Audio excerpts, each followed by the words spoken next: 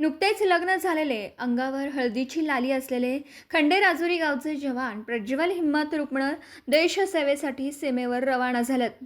त्यांच्या देशभक्तीने संपूर्ण गावाच्या डोळ्यात अभिमानाश्रू आले. प्रज्वल रुपणर यांचा विवाह 14 एप्रिल रोजी तृप्ती दुधाळे यांच्याशी पार पडला होता. ते लग्नासाठी 1.5 महिन्याची सुट्टी घेऊन गावात आले होते. मात्र सुट्टी पूर्ण होण्याआधीच ऑपरेशन सिंदूरचा संदेश आला आणि त्यांनी क्षणाचाही विलंब न करता आपल्या ड्युटीकडे प्रस्थान केलं. घरातून निघताना कुटुंबियांनी औक्षण केलं आणि ग्रामस्थांनी पुष्पवृष्टी करत जयघोष केला. भारत माता की जय. मिरज रेल्वे स्टेशनवर तर दृश्य अधिकच भावुक होतं. प्रवासी आणि समाजसेवकांनी पुष्पगुच्छ देऊन जवानाला देशसेवेच्या शुभेच्छा दिल्या. रुपणर कुटुंबाचे 3ही पिढ्या देशसेवेत कार्यरत.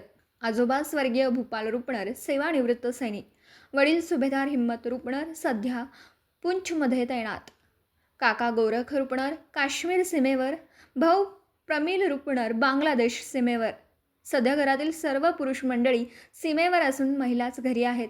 मात्र त्यांनी अभिमानाने आपल्या लाडक्या प्रज्वलला यशस्वी ऑपरेशनसाठी शुभेच्छा दिल्यात. माझं नाव प्रज्वल रुपणर, राहणार खंडेराजुरी, तालुका मिरज, जिल्हा सांगली. माझं लगीन होऊन 15 दिवस झालं. मला फोन आला असं ऑपरेशनला जायचं, त्यामुळे यावं लागेल. त्यामुळे मी घरचा न विचार करता देशासाठी लढीन यासाठी मी निघालो. घरची माझी ही 3री पिढी, आजोबा, वडील, चुलता भाऊ आणि मी, ही आमची 3री पिढी देशसेवेसाठी देश सेवा करत आहे.